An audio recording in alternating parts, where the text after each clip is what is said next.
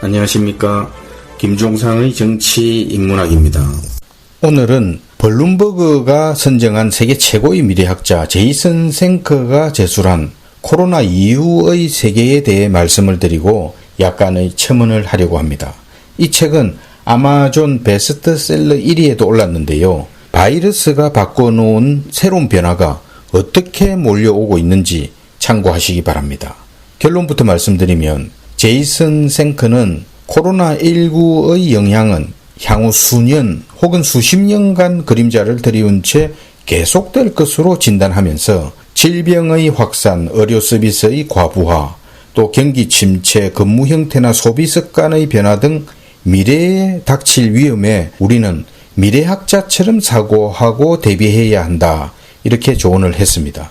또 코로나19로 심각한 인명피해와 손실이 발생하는 가운데서도 기회는 존재한다면서 불확실한 미래에도 불구하고 인간 본성, 기술 발전, 또 역사적 트렌드와 우리의 미래를 잘 일치시킬 지혜와 방법을 우리는 또 찾아내야 한다. 이런 말도 남겼습니다.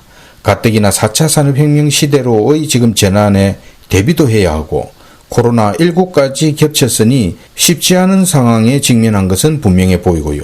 제이슨 생커는 지난 몇 달간 벌어진 일들을 마치 2001년 미국 9.11 테러와 닮았다면서 두려움 속에 밖에 나가기조차 힘들었는데 그러나 두 사건 사이에는 몇 가지 중요한 차이가 있다면서 대면 서비스 직업은 대체로 사라질 수 있지만 반면에 비대면 직업은 더 생겨날 것으로 봤고 생각지도 못했던 분야의 직종도 우후죽순이긴 하지만 생겨날 준비를 하고 있다. 이렇게 진단했습니다. 전자상거래, 재택근무, 온라인 교육 등이 대표적인데 특히 온라인 교육은 중간 단계 비용이 사라지고 접근도 쉬워지고 기회도 많아질 것으로 내다봤습니다.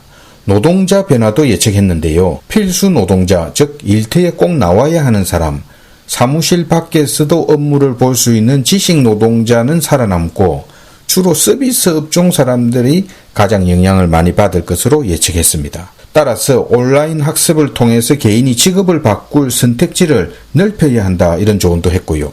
특히 의료 보건 분야의 성장이 두드러질 것으로 예측했는데 이 분야는 고령화 사회와 맞물려 있고 경제적 불확실성 또 자동화 시대에도 거뜬히 살아남을 것으로 전망했습니다.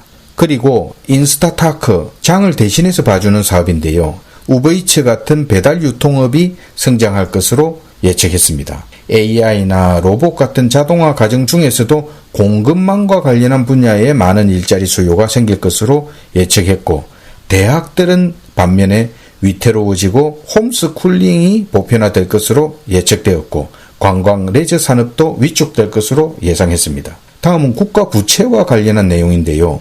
미국을 예로 들었는데 만일 미국 경제가 한 달만 폐쇄되면 손실이 무려 1조 8천억 달러로 회복이 어려울 것으로 내다봤습니다. 금년 말에는 미국 부채가 28조 달러 이상이 될 것으로 예상하면서 부채로 인한 대불황의 위험도 경고했습니다.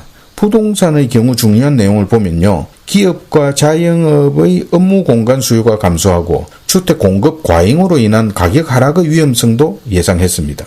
하나만 더 얘기하면 농업의 중요성이 예측되었고 농산물의 공급망 확보의 중요성도 언급되었습니다.